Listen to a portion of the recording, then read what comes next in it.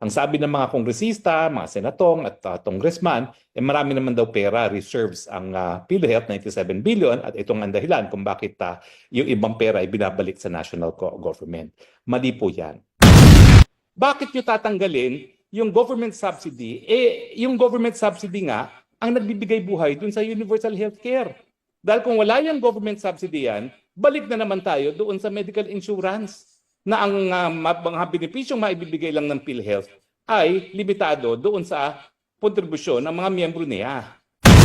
Kulang pa nga ang pondo para sa zero billing, tatanggalin nyo na ang government subsidy at ibibigay nyo pa di umano yung mga pondo na linalaan para sa pambayad ng premiums na walang pambayad, ibabalik sa national government para mapondohan ang inyong mga tongpats. Welcome back po sa Philinfo TV. Once again, ang ating background, Puerto Galera, White Beach, sa Oriental Mindoro po yan. Pasyalan po natin para masuportahan natin ang ating mga kababayan. Kung hindi pa ho kayo nag-subscribe, pakiclick na ho yung subscribe button, hit the notification bell para lagi kayong updated sa bagong upload natin. Okay, ang topic po natin ngayon ay ang 2025 budget.